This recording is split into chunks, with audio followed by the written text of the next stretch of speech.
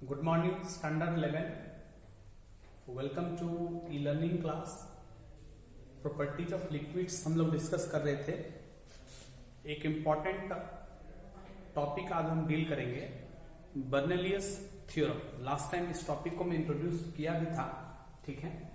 Bernoulli's principal, Bernoulli's principal भी कहा जाता है, बर्नौलीज प्रिंसिपल।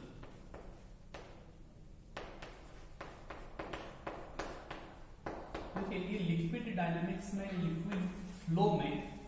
लिक्विड फ्लो हो रहा है एक ट्यूब में, चाहे वो लिक्विड एक रिवर में फ्लो हो रहा है, कहीं पर भी एक ट्यूब सिस्टम में लिक्विड, एक बेसिन में लिक्विड का फ्लो है, वहां पे एनर्जी कंजर्वेशन प्रिंसिपल को कैसे अप्लाई करेंगे उसके बारे में ये बर्नौलीज प्रिंसिपल बताता है।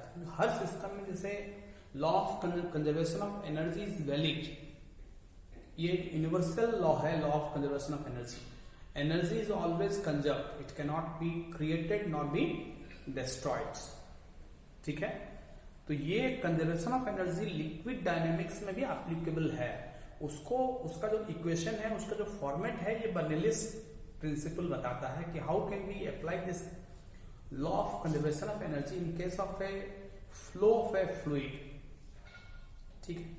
तो ये इसमें हम क्या लेंगे कि ये एक ट्यूब है,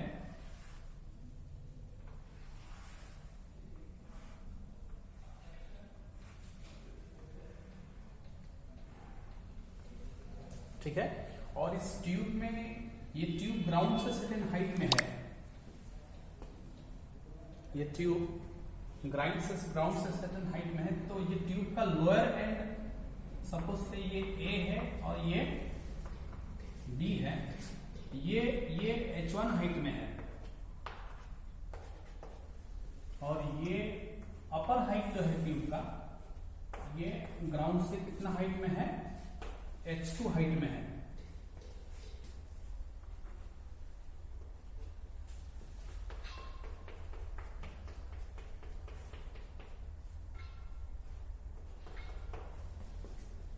ये ग्राउंड से H1 हाइट में है, ग्राउंड से ये H2 हाइट में है, ठीक है। और ये इसके अंदर से एक फ्लूइड फ्लो हो रहा है, एक लिक्विड फ्लो हो रहा है।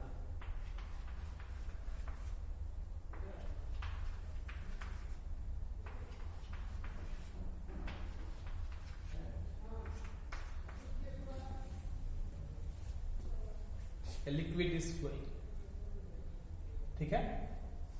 A to B liquid is flowing, ठीक है। डेफिनेटली लिक्विड फ्लो हो रहा है, तो एक एंड का प्रेशर ज्यादा होगा, दूसरे एंड का प्रेशर कम होगा, तभी प्रेशर डिफरेंस रहेगा, तभी ये फ्लो पॉसिबल है। ये लोअर प्रेशर में रहेगा इस एंड का प्रेशर ज्यादा रहेगा तो लिक्विड का तो फ्लो इधर हो जाएगा, ठीक है, ठीक है। तो कंसिडर ए, ठीक है। इसका स्टेटमेंट, बर्नौलीज प्रिंसिपल का शायद स्टेटमेंट हम लिख चुके थे, नहीं तो लास्ट में एंड में फिर रिपीट हम करेंगे, ठीक है। अच्छा, consider the flow of a liquid in a non uniform cross sectional tube, ठीक है। Let's P1 is equal to the pressure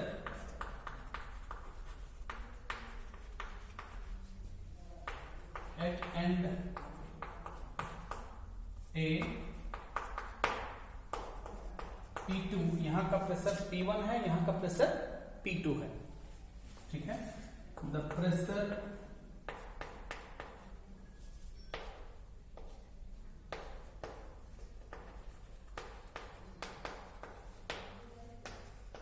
at the end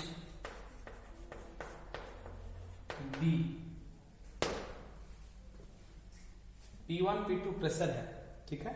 तो मान लेते हैं यहाँ जो लिक्विड एंटर हो रहा है वो V1 वेलोसिटी में यहाँ एंटर हो रहा है, और यहाँ पर वेलोसिटी मान लेते हैं V2 है, और यहाँ का प्रेशर क्या है, P2 है, और यहाँ का प्रेशर P1 है, ठीक है। इस एंड का प्रेशर P1 है, इस एंड का प्रेशर P2 है। यहाँ जो लिक्विड जिस वेलोसिटी में एंटर कर रहा है उसका वेलोसिटी V1 है, जो लिविंग है उसका वेलोसिटी V2 है, ठीक है। तो V1 and V2 are the velocities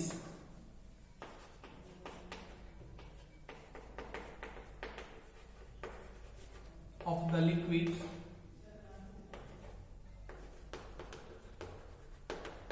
velocities of the liquid,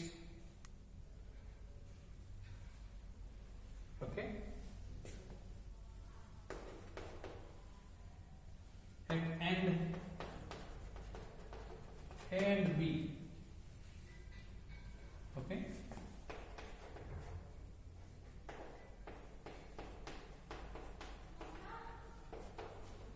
respectively, ठीक है। इस एंड का वेलोसिटी V1 है, इस एंड का वेलोसिटी क्या है, V2 है।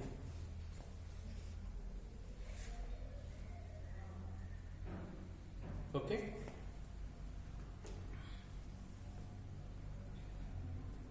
Just note down it, diagram को रहने देता हूं, इसको आप लिख लीजिए P1 P2 V1 V2।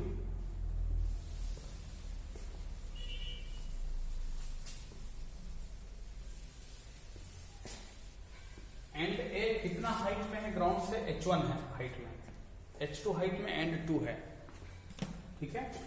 H1 and H2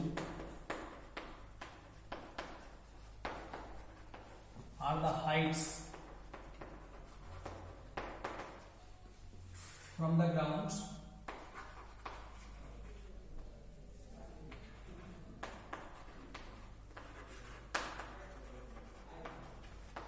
H1 and H2 are the heights from the ground, okay,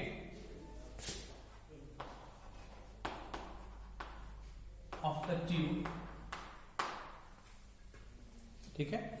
देखिए बर्नौलीज प्रिंसिपल का पहले स्टेटमेंट लिख लेते हैं।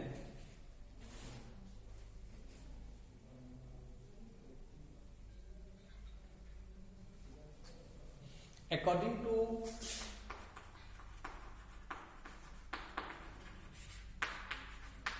Bernoulli's principle,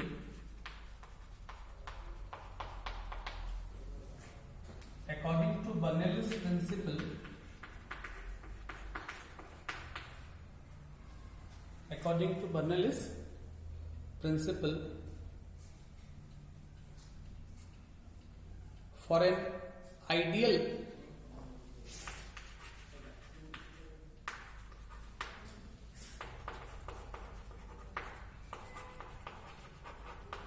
flow of a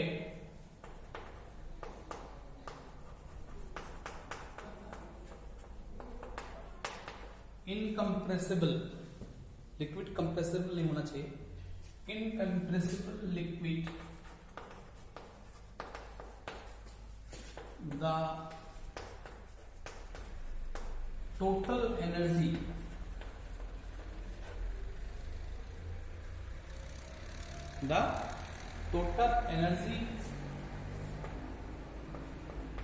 per unit volume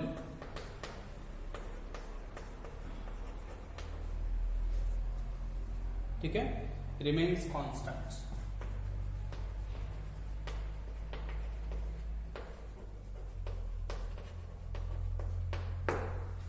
According to Bernoulli's principle, for an ideal flow of an incompressible liquid, the total energy per unit volume remains constant, ठीक है। Liquid के case में जो total energy मान के चलते हैं, यहाँ पे थोड़ा सा डिफरेंट है। जैसे नॉर्मली एक स्टोन को थ्रो किए तो total energy is only kinetic energy plus potential energy, ठीक है।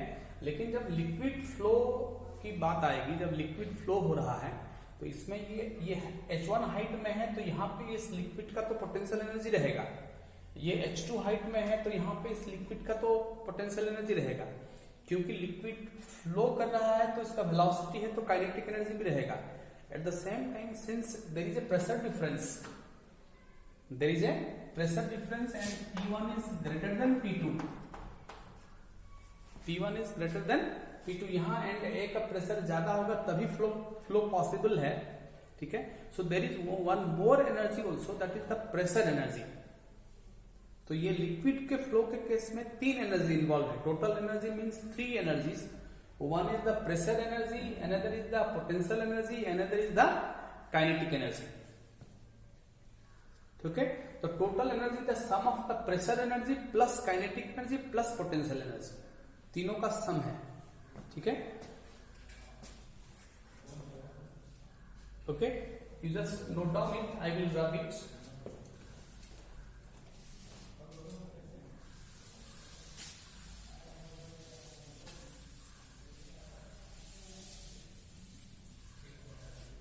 In case of flow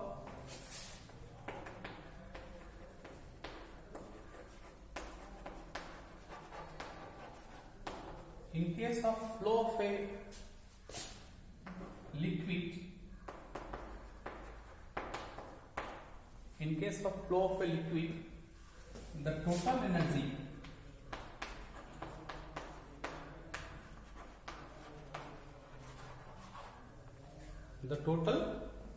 is the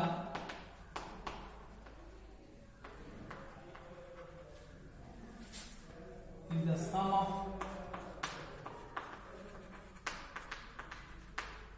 potential energy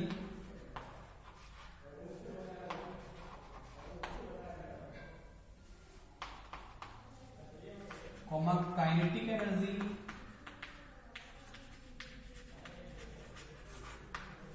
and pressure energy.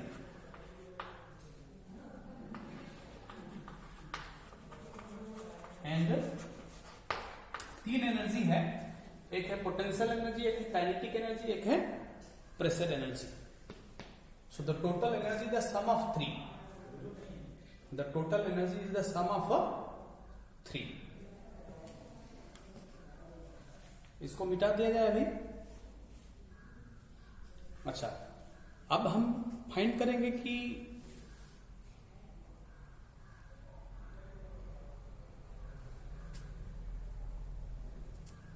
The work done, अगर हम लिखेंगे the work done, okay, the work done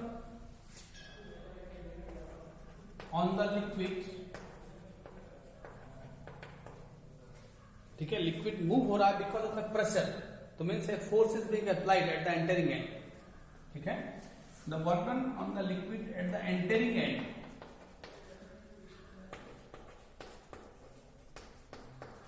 liquid enter कर रहा है certain pressure में, तो some force is being experienced. ठीक है, एक नेट फोर्स लग रहा है because of the pressure, and thereby the liquid gets displaced. So there is a displacement of the liquid also. ठीक है, विथ ए वेलोसिटी v1. तो displacement है, फोर्स है, तो there is a work done. Okay, so the work done on the liquid at the entering end A, entering end A. ठीक है, यहां पे वर्क डन है, तो if I say that is W, you just note down it.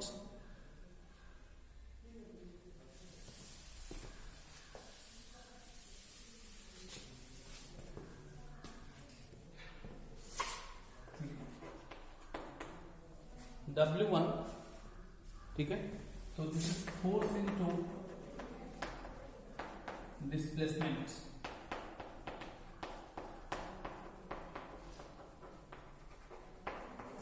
Force into displacement. ठीक है, तो force का मतलब है कि P1 इंटू A1, इसका area of cross section A है, A1 है, तो प्रेशर इंटू एरिया फोर्स हो गया. ठीक है, इंटू डिस्प्लेसमेंट मतलब ये हो गया कि V1 इंटू डेल्टा टी. ये V1 वेलोसिटी में जा रहा है, तो डेल्टा टी टाइम में. ठीक है, अब अगर हम ऐसा लिखेंगे the work done for unit time,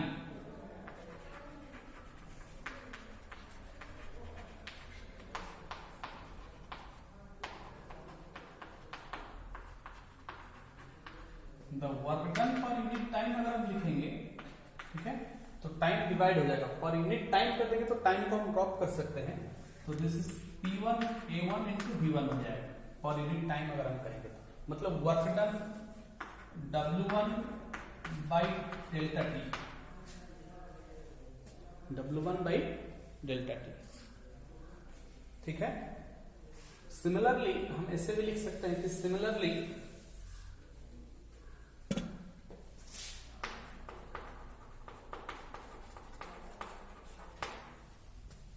okay the work done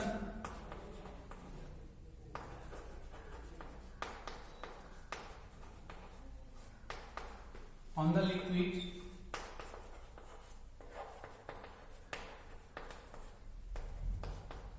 at the leaving end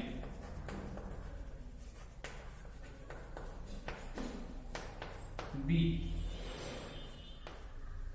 at the leaving end B, यहां का प्रेशर P2 है, ठीक है। सेकंड फोर्स अप्लाई यहां पर भी हो रहा है, डिस्प्लेस हो रहा है फ्लूइड, ठीक है। तो ये W2 क्या हो जाएगा P2 A2 V2 into delta T, okay. तो उसी तरह से हम लिख सकते हैं कि the work done for unit time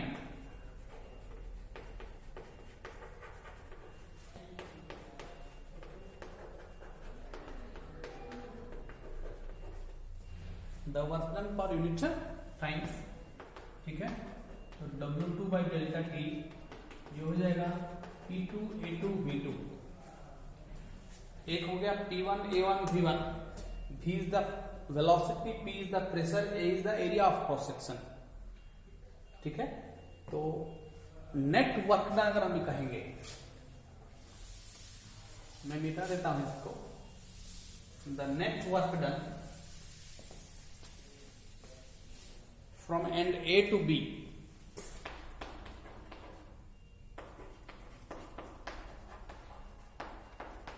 the net work done for unit time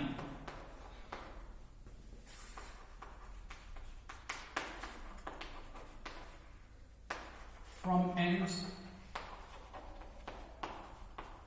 A to B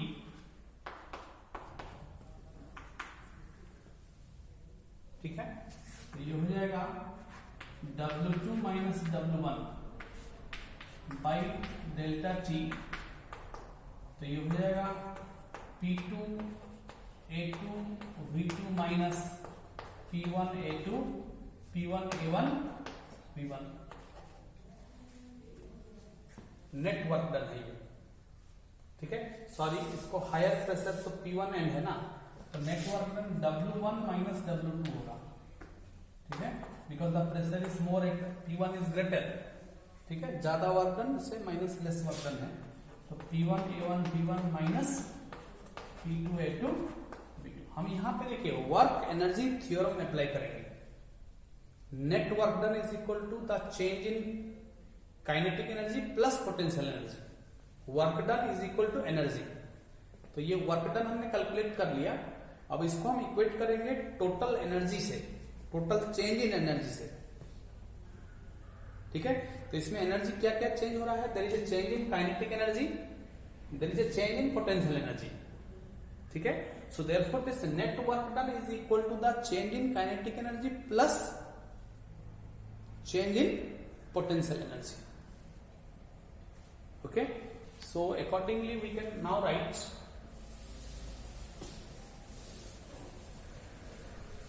according to work energy theorem, we can write down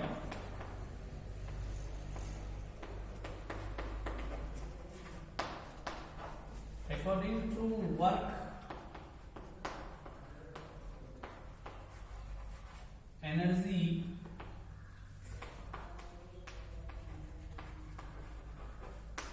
theorem,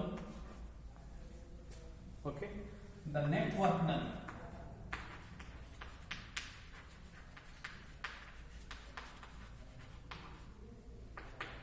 is equal to change in kinetic energy plus change in के ई मतलब kinetic energy, PE मतलब potential energy, इस theorem को हम next class में apply करेंगे। ठीक है, हमने अभी वर्क डन कैलकुलेट कर लिया है, kinetic energy, potential energy, change in kinetic plus change in potential को हमको नोट करना है।